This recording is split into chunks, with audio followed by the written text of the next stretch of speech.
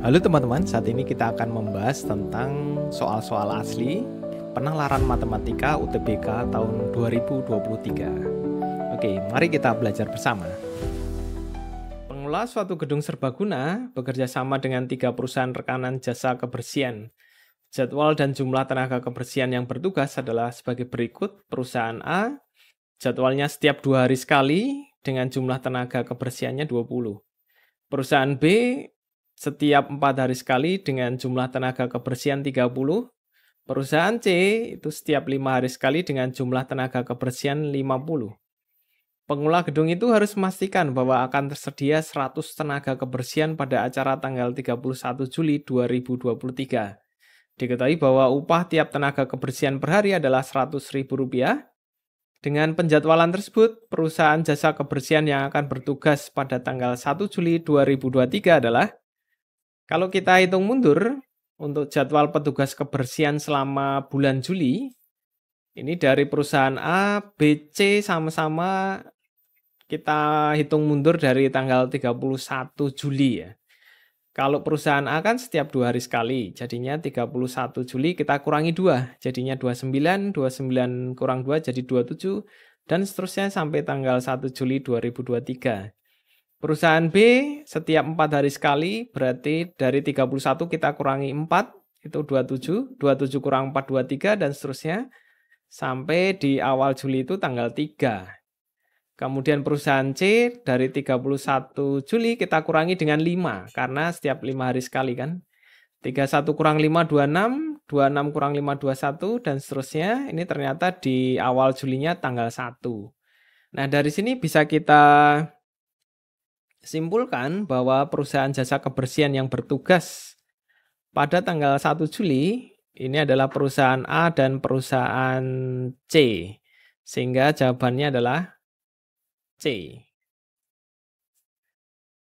Total upah yang harus dibayarkan untuk semua tenaga kebersihan yang bertugas pada bulan Juli 2023 adalah, kalau kita lihat ke jadwal petugas kebersihan selama bulan Juli tadi, ini ada perusahaan A, B, C.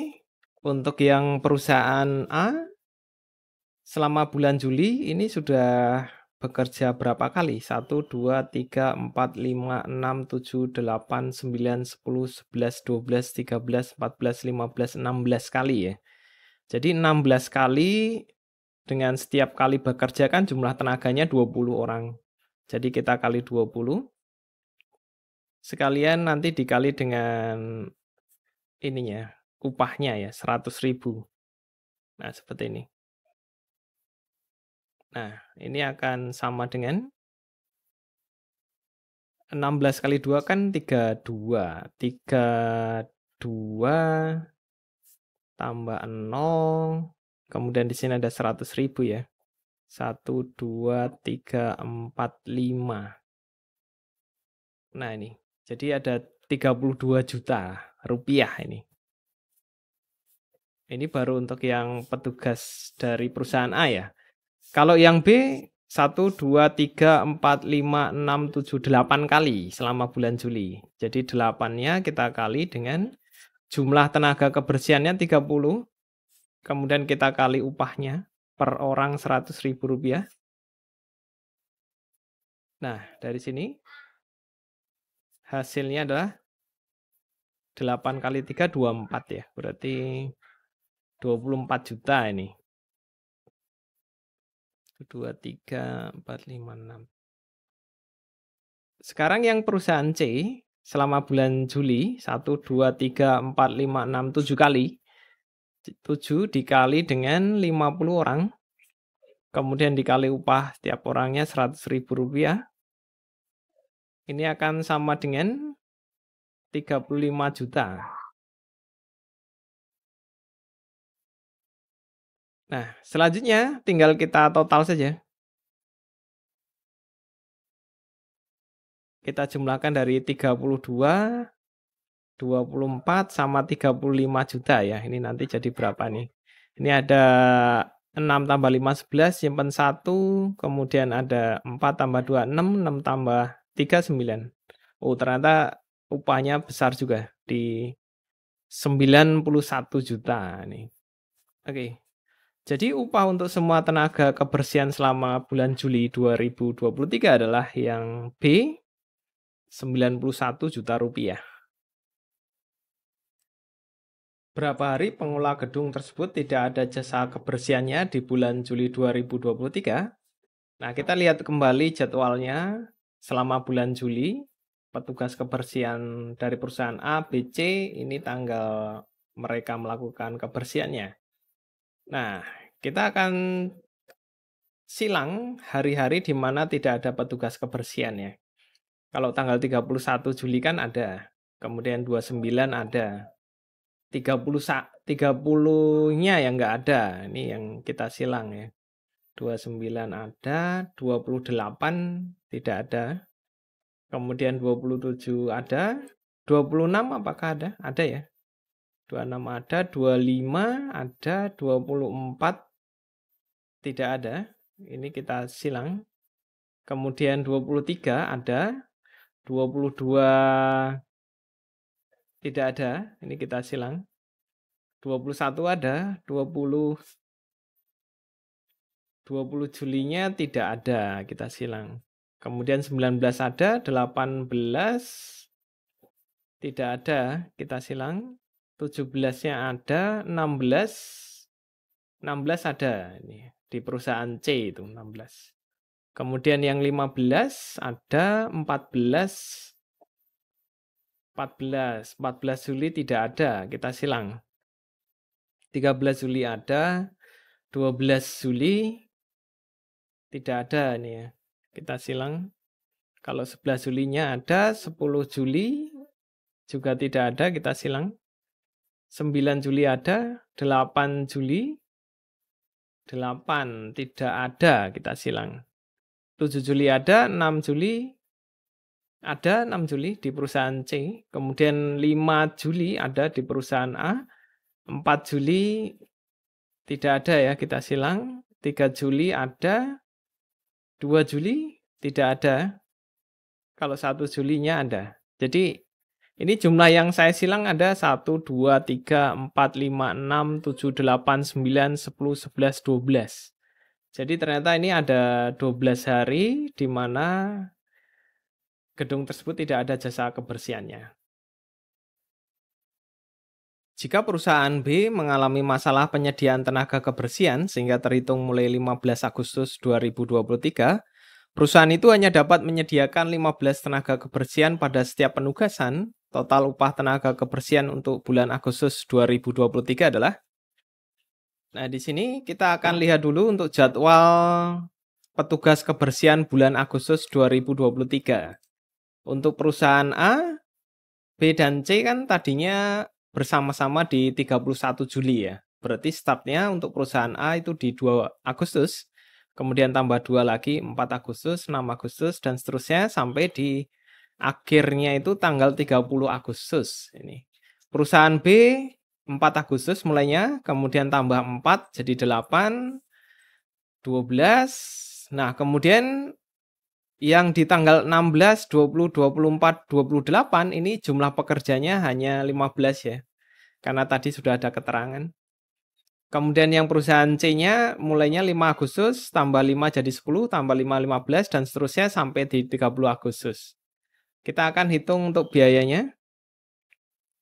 Perusahaan A, ini ada berapa kali nih? 1, 2, 3, 4, 5, 6, 7, 8, 9, 10, 11, 12, 13, 14, 15 kali di bulan Agustus. 15 dikalikan dengan 20 orang pekerja, dikalikan dengan upahnya, setiap pekerja 100.000. Ini hasilnya adalah 30 juta. Kemudian yang perusahaan B, ada 3 hari, yaitu tanggal 4, 8, 12, yang pekerjanya itu masih penuh, masih 30 orang. Tetapi untuk 4 hari sisanya, itu tinggal 15. Jadi kita tambah dengan 4 kali 15 ini, habis itu dikali upahnya ya, 100.000. Nah, 3 kali 30 kan 90. 90 ditambah dengan 60, 150. 150 kali 100.000 berarti 15 juta di sini. Kemudian yang perusahaan C ada 1, 2, 3, 4, 5, 6 kali. 6 dikali 50 orang pekerja, kemudian kita kalikan dengan 100.000.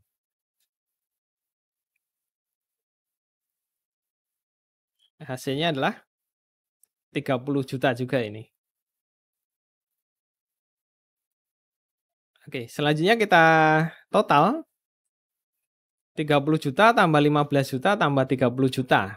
Berarti ada 75 juta.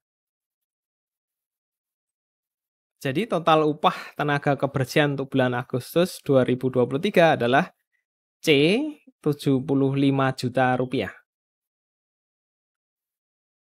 Sebuah kolam ikan berbentuk balok memiliki alas persegi dengan luas alas 900 desimeter persegi dan tinggi T desimeter.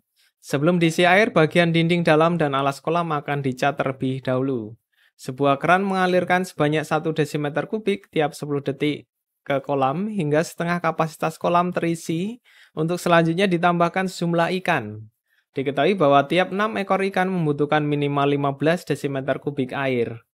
Untuk pernyataan di bawah ini kita akan cek benar atau salahnya. Dari pernyataan pertama, jika T 10 maka jumlah maksimal ikan pada kolam apakah 1620 ekor. Nah, untuk ini kita akan hitung dulu volume airnya. Volume air di dalam kolam tersebut, ini kan hanya terisi setengahnya ya, setengah kapasitas kolam, sehingga setengah kali luas alasnya 900 desimeter persegi, kemudian tingginya adalah T desimeter. Kita mendapatkan rumus untuk menghitung volume air sama dengan 450 T desimeter kubik. Nah, untuk pernyataan pertama, jumlah maksimal ikannya yang bisa kita taruh. Jumlah maksimal ikan itu sama saja dengan volume air kita bagi dengan ini, 15 desimeter kubik. Kemudian dikali 6 ya. Jadi 450 T. T-nya kita ganti 10, kemudian kita bagi dengan 15. Nah, nanti tinggal dikali 6 ekor. Nah, seperti ini ngitungnya. Oke, ini kan bisa kita coret seperti ini. Yang 45 sama 15 kan 3 ya. Jadi ada 300 kali 6. 300 kali 6 itu 1800 kan. Nah, ini. Harusnya 1800 ya. Jadi pernyataan pertama salah. Kemudian pernyataan yang kedua untuk jumlah maksimal ikannya. Jumlah maksimal ikan, volume airnya 450 T, T-nya kita ganti dengan 12, kemudian dibagi dengan 15 kali 6 ekor. Nah, ini bisa dicoret juga. Coret-coret ini 3. Jadi ada 30 kali 12 itu 360. 360 kita kali 6. Jadinya 2160 ekor. Oh, ini benar pernyataan kedua. Nah, sekarang pernyataan yang ketiga. Saya tulis di sini ya. Untuk jumlah ikannya.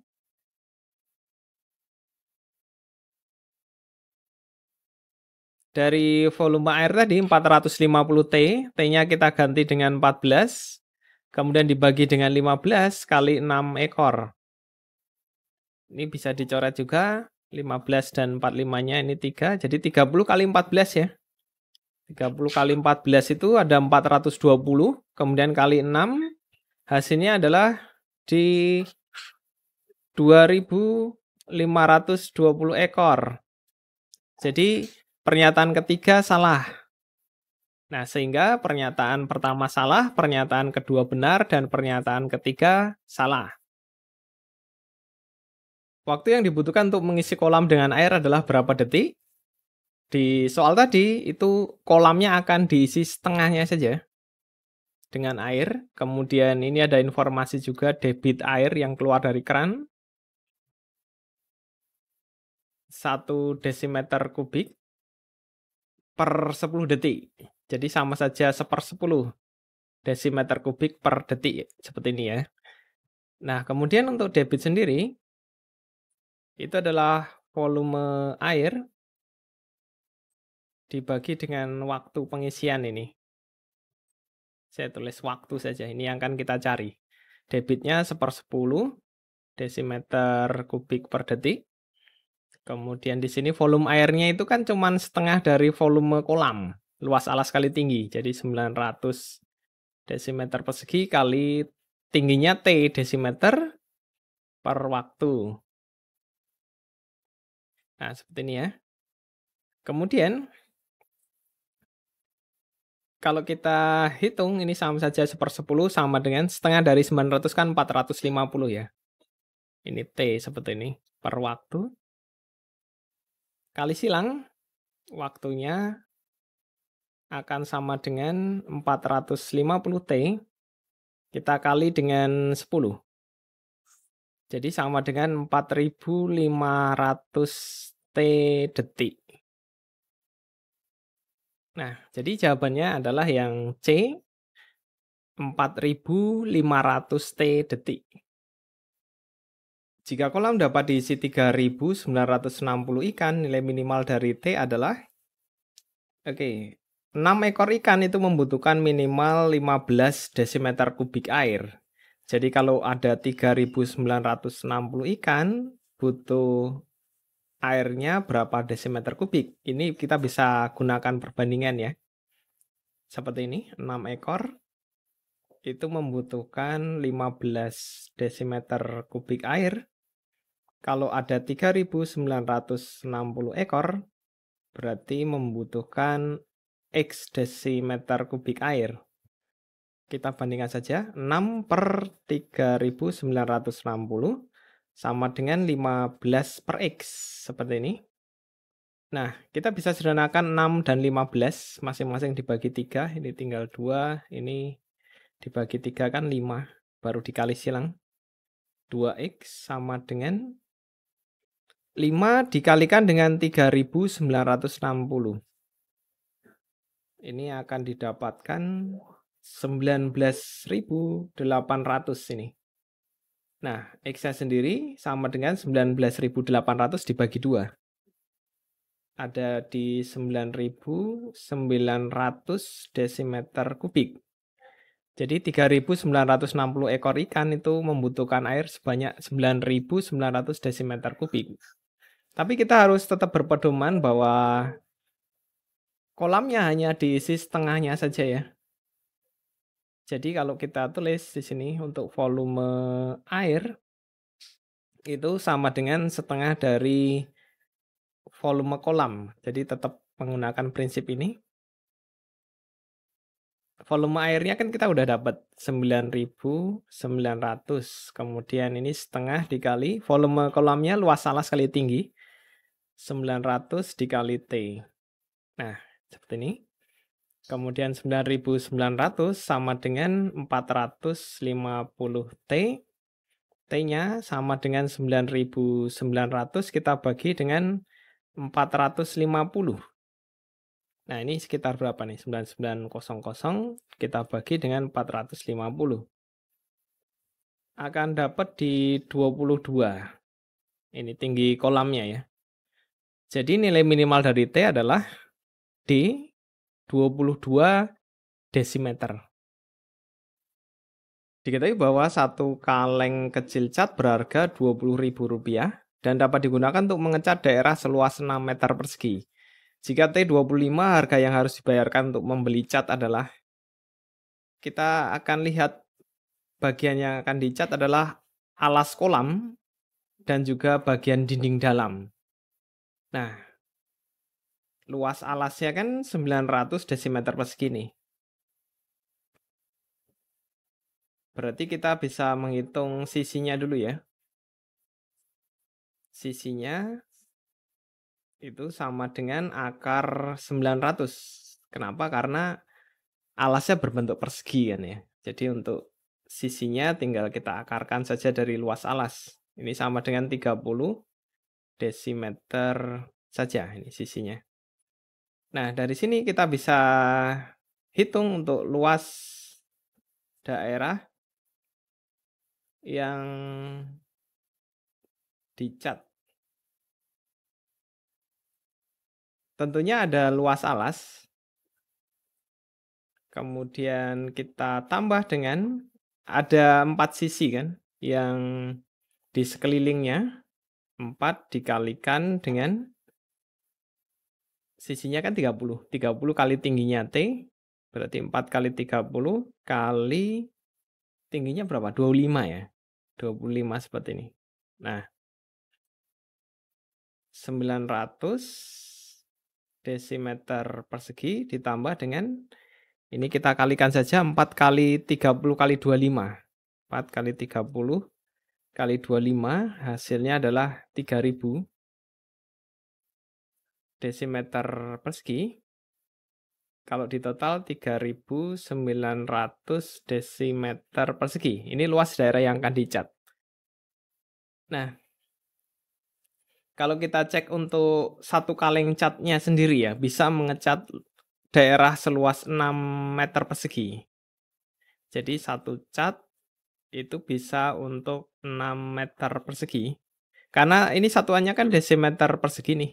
Jadi kita samakan ke desimeter saja. Kalau 6 meter persegi itu sama dengan 600 desimeter persegi. Nah, seperti ini. Satu cat bisa untuk mengecat daerah seluas 600 desimeter persegi. Jadi untuk kebutuhan catnya itu sama dengan luas daerah yang akan dicat tadi 3.900 kita bagi dengan 600. Nah, ini nih 3.900 dibagi dengan 600 itu akan kita dapatkan 6,5. 6,5 kaleng cat ya. Tapi kan kita mesti belinya 7, nggak mungkin belinya 6 ya. Ini kita bulatkan ke 7 kaleng. Nah, kemudian untuk biayanya berapa? Biaya yang dibutuhkan adalah 7 kaleng itu kita kali harga setiap kalengnya. Harganya Rp20.000. Ini akan sama dengan 140, Rp140.000. Jadi biaya yang dibutuhkan untuk membeli cat itu adalah yang E ini Rp140.000. Suatu wahana kenceria dilengkapi dengan 12 tempat duduk. Jarak antara tempat duduk pertama dan ketiga adalah 3 meter. Panjang tiap tiang penyangga adalah 6 meter. Untuk menggerakkan kenceria itu dipasangkan roda penggerak pada poros kenceria. Roda penggerak dan roda mesin penggerak mempunyai radius sama yaitu setengah meter dan keduanya dihubungkan dengan sebuah sabuk. Roda mesin penggerak berada di bawah roda penggerak dengan titik pusat berjarak 1 meter di atas tanah. Radius lingkaran paling luar adalah, nah yang dimaksud dengan radius lingkaran paling luar tuh ya ini. Lingkaran terbesarnya ini ya. Ini radiusnya berapa? Nah, kita akan fokus di segitiga ini. Ini segitiganya ya. Kita tuliskan dulu informasinya.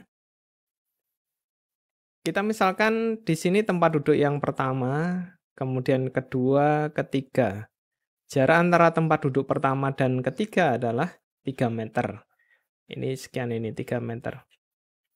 Kemudian ini dan ini adalah radius atau jari-jari ya. Nah, saya misalkan di segitiga ini ada sudut alfa di sebelah sini dan di sebelah sini. Kalau kita hitung alfanya itu total ada 12, sama kayak jumlah tempat duduk. Jadi 12 alfa itu kan sama dengan satu putaran penuh, yaitu 360 derajat. Maka alfanya akan sama dengan 360 derajat dibagi 12. Alfanya ketemu 30 derajat. Artinya di segitiga ini, total sudutnya alfa tambah alfa, ini 60 derajat berarti ya. Nah, segitiganya jadi istimewa, menjadi segitiga yang sama sisi berarti ya. Jadi semua sudutnya 60 derajat, berarti sisinya juga ukurannya sama. Dari sini kita simpulkan R-nya berarti juga harus 3 meter juga. Sehingga radius lingkaran paling luarnya jawabannya adalah yang A ini, 3 meter.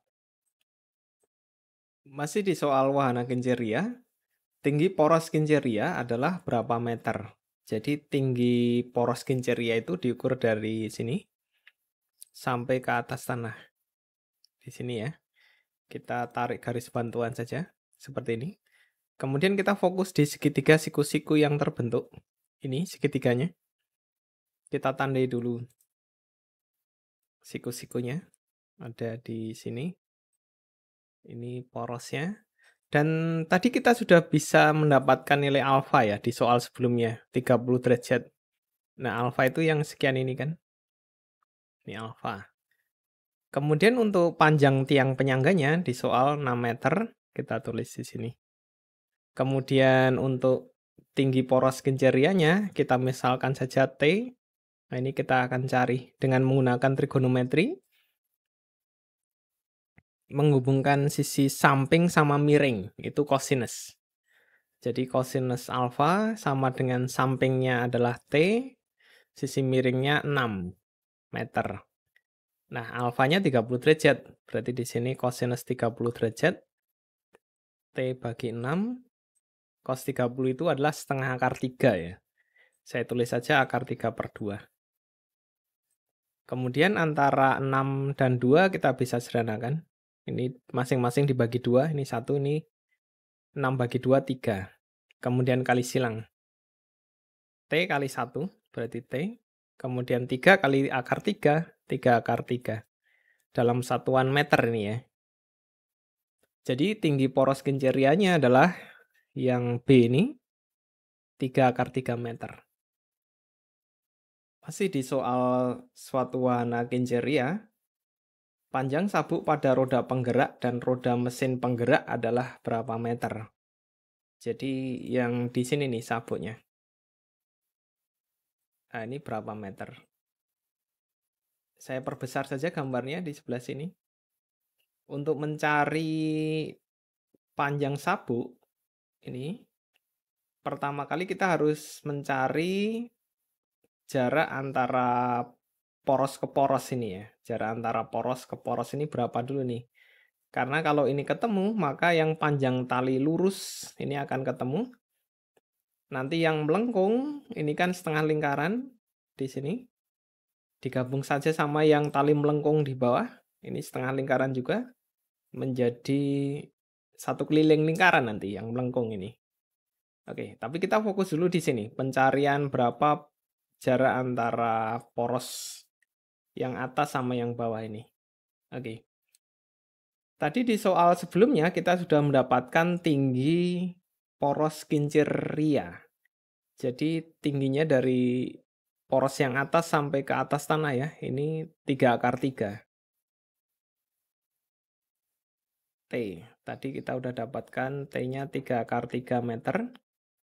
Kemudian di sini saya misalkan ini D saja ya. Ini D. Nah, kemudian ada informasi juga yang penting bahwa ini yang roda mesin penggerak berada di bawah roda penggerak dengan titik pusat berjarak 1 meter di atas tanah. Roda mesin penggerak itu yang bawah ini. Ini jaraknya 1 meter nih katanya. Ini 1 meter. Padahal kita sudah tahu bahwa jarak antara titik poros Kincir-Rianya sampai ke atas tanah, yaitu yang dari sini ke sini. Itu T ini, 3 akar 3 meter. Nah, dari sini udah ketahuan nih. D-nya jarak antara poros ke poros ini akan sama dengan 3 akar 3 dikurangi 1 meter. Nah, sekian ini.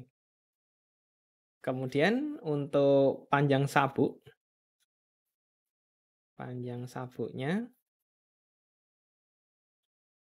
sama dengan, ini kan kiri kanan ada D juga ya. Ini D juga. Jadi ada 2D. Saya tulis ini 2D. Ditambah dengan, kita perhatikan lagi, sabuk yang melengkung di atas ini kan setengah keliling lingkaran. Nah, yang bawah juga yang melengkung setengah keliling lingkaran. Kalau saya gabung menjadi satu keliling lingkaran. Jadi di sini tambah satu keliling lingkaran. Oke, kita hitung saja. Menjadi 2 dikali 3 akar 3 kurang 1. Kemudian ditambah dengan keliling lingkaran kan 2πr rumusnya ya. Ini saya kasih rumus di sini. Nah, ini. Jadi 2 kali pi kali r. Radiusnya berapa? Setengah meter. Ini dia.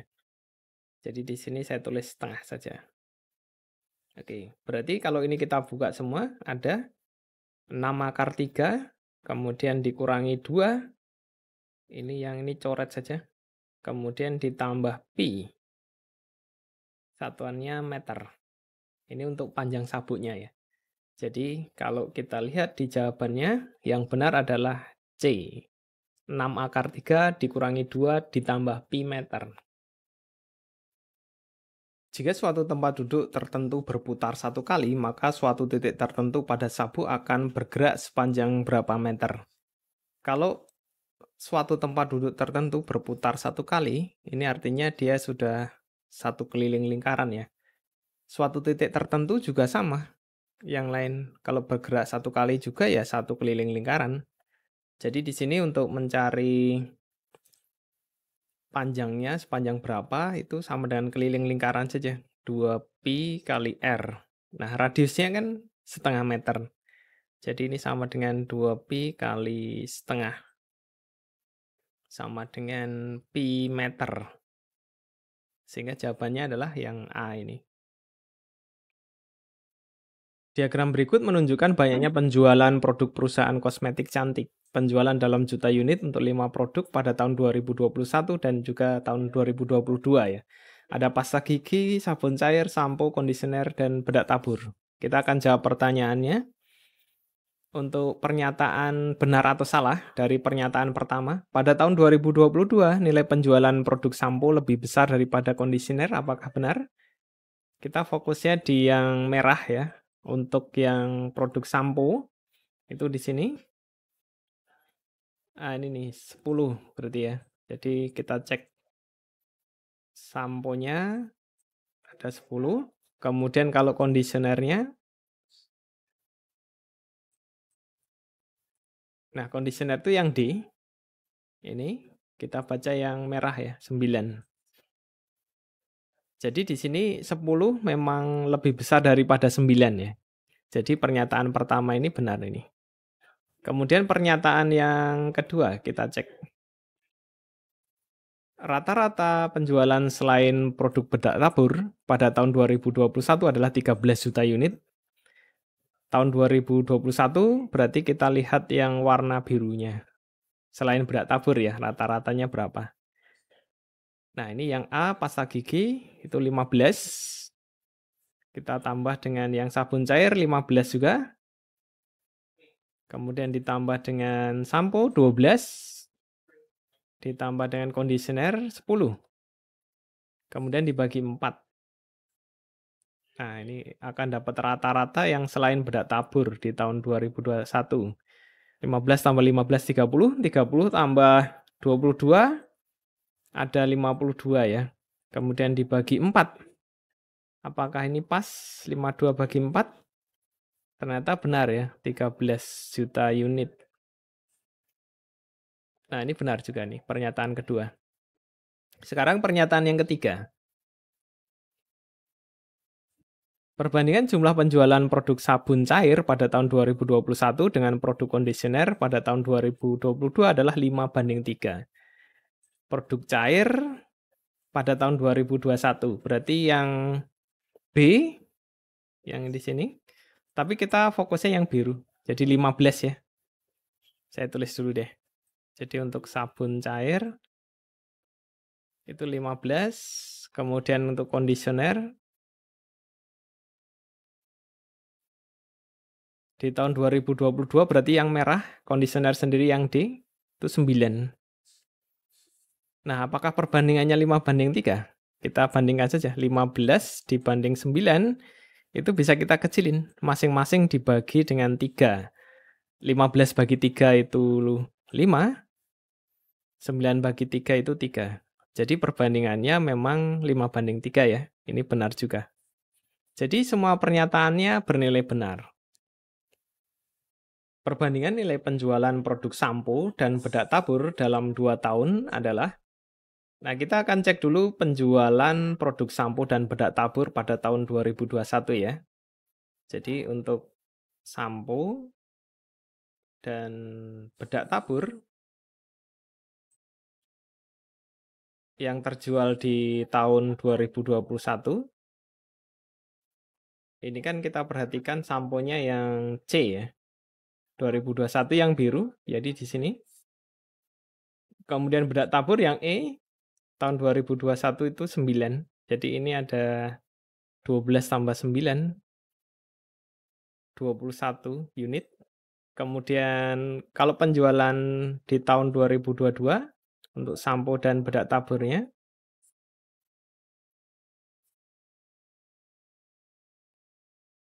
yang merah berarti ya. Kita baca, ini ada 10, kemudian sama 10 juga. Jadi di sini saya tulis 10 tambah 10 sama dengan 20. Nah, perbandingannya itu 21 dibanding dengan 20. Seperti ini. Jadi jawabannya adalah yang B. Diagram berikut menunjukkan banyaknya penjualan produk perusahaan kosmetik cantik. Penjualan dalam juta unit untuk 5 produk pada tahun 2021 dan tahun 2022 ya. Produk dengan nilai penjualan terendah pada tahun 2021 adalah, kita lihat dulu. Tahun 2021 itu yang biru. Yang paling rendah itu yang E ini, cuman 9. E itu adalah bedak tabur. Jadi jawabannya adalah yang E, bedak tabur ini. Dari grafik di samping, produk-produk yang mengalami kenaikan atau penurunan penjualan pada tahun 2022 sebesar paling sedikit 10% adalah, kita cek satu persatu dari sampo. Sampo itu yang C di bagian sini ya. Ini kita cek untuk sampo. Sampo terjadi penurunan ya. Penurunannya itu kan 2 unit karena 12 kurang 10. Nah, 2 per jumlah di tahun sebelumnya 12, kita tinggal kali saja dengan 100%. Nah, seperti ini. Ini akan sama saja dengan, ini bisa kita sederhanakan ini. 1/6 dari 100%. Jadi 100 bagi 6. 100 bagi 6 kira-kira dia ada di 16-an ya. Jadi ini 16,67%. Nah, ini udah turun lebih dari 10% sih ini. Kemudian yang kedua, untuk conditioner.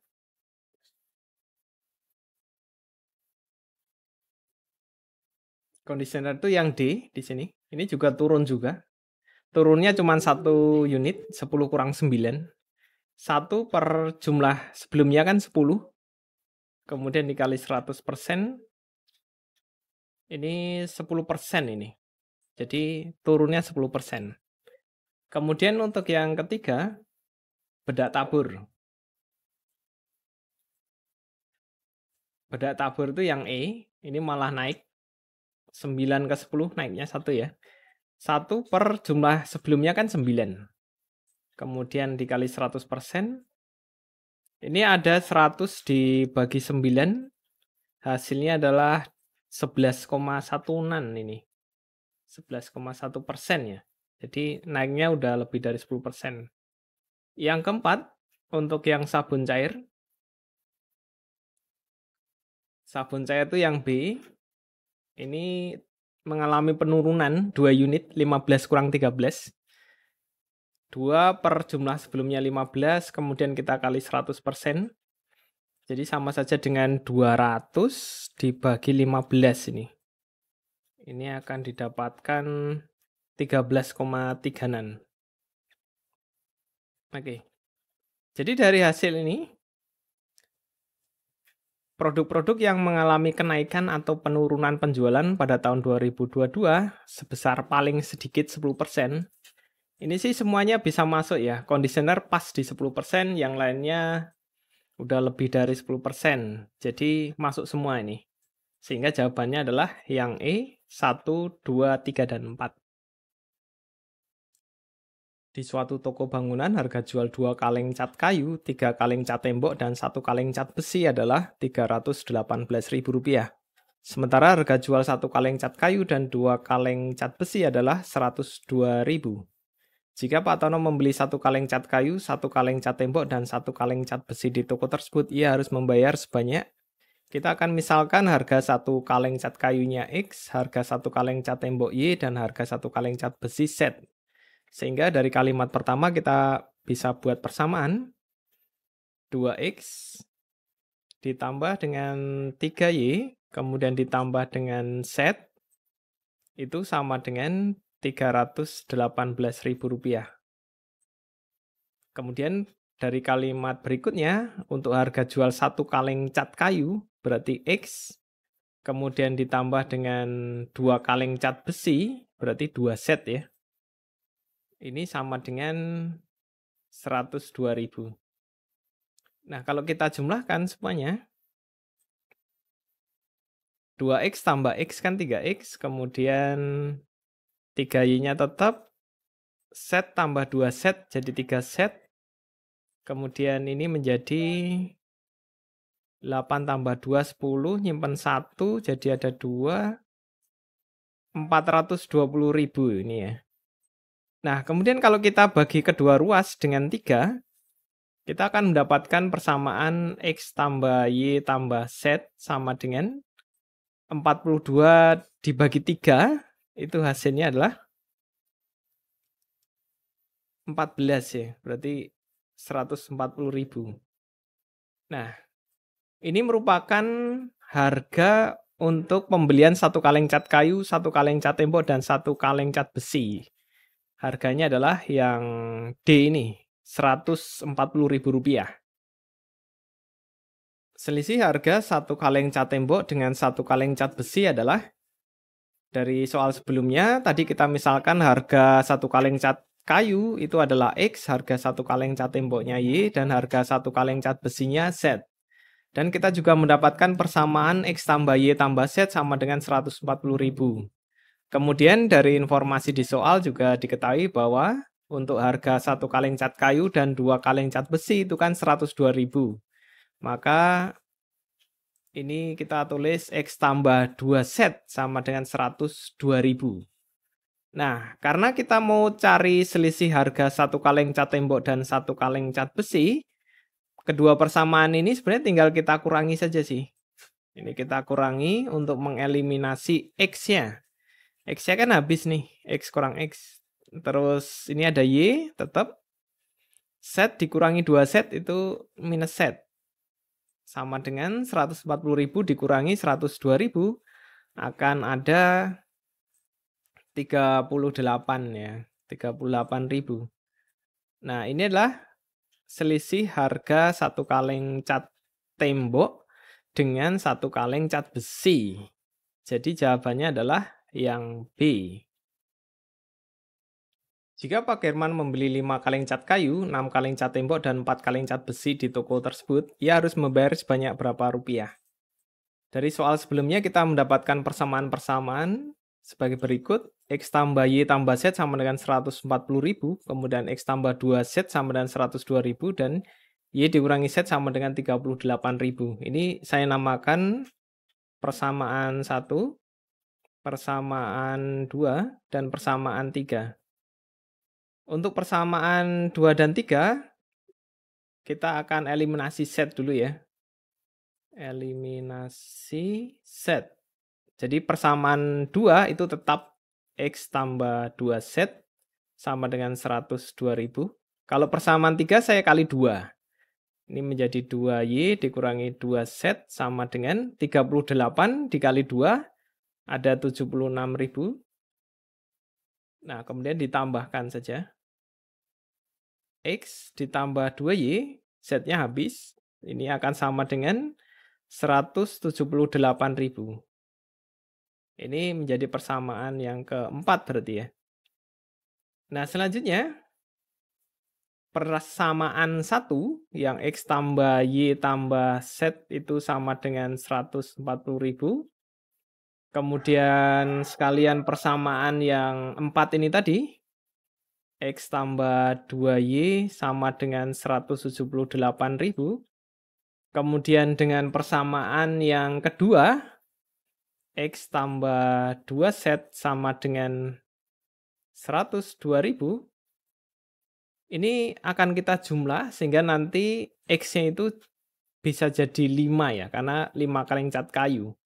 Sehingga caranya, ini saya kali 2, ini kali 2, ini kali 1 saja. Nah, coba kita cek. Saya tulis di bawahnya. Itu akan menjadi 2X tambah 2Y tambah 2Z sama dengan 280.000.